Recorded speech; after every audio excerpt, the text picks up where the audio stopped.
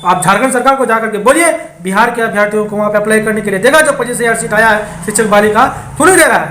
कहिए जाकर के झारखंड सरकार को, जाकर के पश्चिम बंगाल सरकार को जाकर के बोलिए। झारखंड में क्या बीजेपी का सरकार है कि मतलब? हाँ, झारखंड में भी कांग्रेस और जेजेएम का सरकार। एक चीज दिखा रहे साथियों, और इसको ऐसा शेयर कीजिएगा कि तेजस्वी यादव और माननीय नीतीश कुमार दोनों अपने आंखें फाड़ फाड़ के देखेगा। ये क्या है कि झारखंड कर्मचारी चयन आयोग, झारखंड प्राथमिक विद्यालय प्रशिक्षित सहायक आचार्य संयुक्त प्रतियोगिता परीक्षा 2023, ठीक, ये है। इसमें क्या किया है कि ये स्थानीय निवासियों को दिया है। स्थानीय निवासी मतलब ये होगा कि झारखंड का राज्य का ही भर सकता है, अदर राज्य का नहीं भर सकता, यही ना? झारखंड के अलावा कोई भी राज्य का निवासी इस शिक्षक भर्ती में अप्लाई नहीं कर सकता है। और ये दोनों आदमी प्रधानमंत्री बनने के चक्कर में और ये भतीजा डिप्टी सीएम बनने के चक्कर में बिहार के अभ्यर्थियों के साथ अन्याय किया है, बहुत बड़ा अन्याय किया है। तेजस्वी और नीतीश कुमार दोनों आदमी प्रधानमंत्री बनने के चक्कर में नीतीश कुमार क्या किया कि पूरे भारत के जितना भी राज्य है सबके लिए खोल दिया। आप खोलते मानते भाई भारत का अंग है, भारत का सभी राज्य भारत के हैं तो खोलते। बिहार तो गरीब राज्य है ना, बिहार गरीब राज्य है। तो बिहार में तो सर्विस सेक्टर ही है। बिहार में आपका कितना कारखाना है बताइए तो, नीतीश कुमार जी और तेजस्वी, कितना कारखाना है बताइए आप? बिहार में तो सर्विस सेक्टर ही मेन है ना। तो बिहार के लोगों को होना चाहिए ना बाहरियों को आप देकर के बिहारियों के साथ बहुत बड़ा धोखा किए हैं।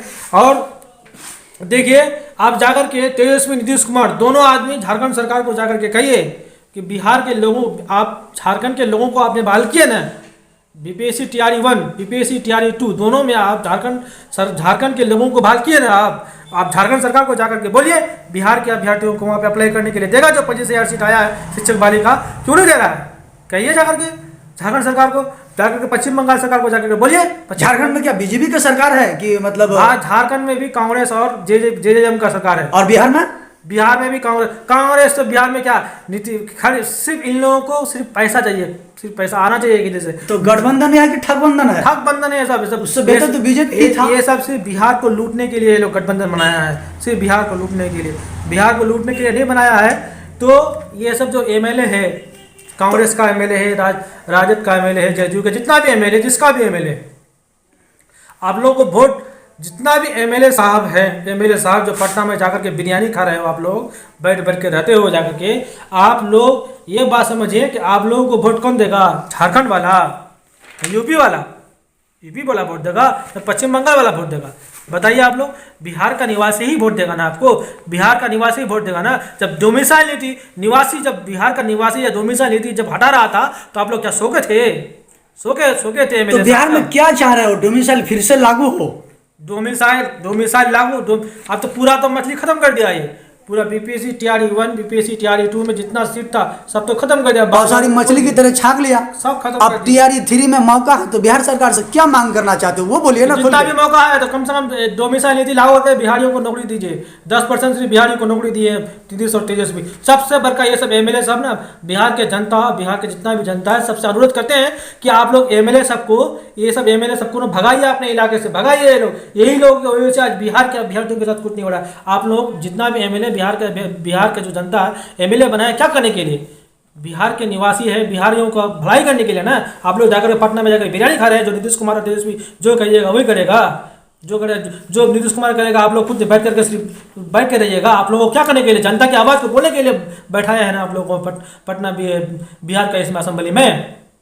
ये सब एमएलए सब बैठ करके कुछ नहीं कर रहा है, सिर्फ नीतीश कुमार जो कर रहा है, हाँ मिला रहा है, इन लोगों को पैसा आ रहा है, कमा रहा है, फिर आएगा जनता के पास आएगा, हम तो वो किए मगर नहीं किया। शिक्षा व्यवस्था को बर्बाद करके रख दिया दोनों आदमी। तेजस्वी का बाप भी बर्बाद कर दिया था, आज ये तेजस्वी यादव मैंने बर्बाद किया। तेजस्वी यादव सबसे ज़्यादा यही धोखा किया है। बोला था कि मतलब सरकार में आएंगे तो 90% बिहारियों को नौकरी देंगे, हमेशा लेते लगे, यही सबसे बड़ा धोखा किया तेजस्वी यादव। 90% बिहारियों को नौकरी देंगे या फिर 90% मतलब बिहार में नौकरी देंगे? 90% बिहार में बाहरियों को नौकरी दिया तेजस्वी यादव। और ये बोलिए ना, बोला था कि बोले बिहारियों को देंगे, अब मगर पूरा बाहर को दे दिया है। तो बिहार तो खुद गरीब था और भी गरीब रहेगा। आपका कहने का मतलब ये है कि टीआरई 3 में जो बिहार से फिर से लागू होगा, ये बहाल होगा, तो उसमें डोमिसाइल लागू करके ही बहाल किया जाए ताकि बिहारियों को नौकरी मिले। हम तो यही करते हैं कि दोनों आदमी आप लोग समझ आइए। आप झारखंड सरकार किया है ना, आप लोग देख लीजिए, आंखें खोल के देख लीजिए। ये तो आंखें खोल के देख लीजिए, झारखंड सरकार किया है ना, उन लोगों को देख लीजिए। वो लोग भी तो भारत का अंग है, भारत में है वो, तो वो लोग किया है ना। आप लोग क्यों नहीं कर रहे हैं?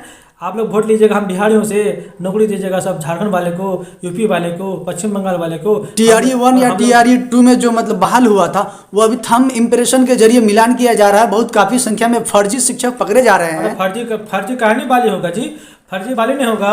ये लोग क्या किया है, तो इसका कारण क्या था? अरे इसका जितना भी सीओ और ये आपका जो कर्मचारी है, जितना सब भ्रष्ट है, सब पैसा पैसा पैसा लेकर के गलत जाति प्रमाण पत्र बनाया, गलत जाति प्रमाण पत्र। जितना भी हम लोग का पड़ोसी स्टेट है आपका, झारखंड, यूपी, पश्चिम बंगाल, वहाँ का जितना बहुत सारा अभ्यर्थी कास्ट सर्टिफिकेट बनाया है, और बिहार के अभ्यर्थियों का भी सीट खा लिया है गलत तरीके से कास्ट सर्टिफिकेट। मीडिया कर्मियों के हवाले से पता चला है कि कुछ एक शिक्षक कल पकड़ा गया है कि पैसे की झोली के साथ। 90 में एक पकड़ा जाएगा, 90 में एक पकड़ा जाएगा, 98 तो रहेगा क्या पैसा दे करके वहाँ पे। इसका इतना कर्मचारी भ्रष्ट है ना, 30,000 रुपया दे देगा, सब सब्मिशन खत्म, हाँ ठीक है, सब 40,000 50,000 दे देगा, कमा लेगा, सब भ्रष्ट है। इसका जितना भी अधिकारी है, सब ये कर्मचारी है, सब भ्रष्ट है। ये लोग पैसा दे करके सबका पार करा देगा।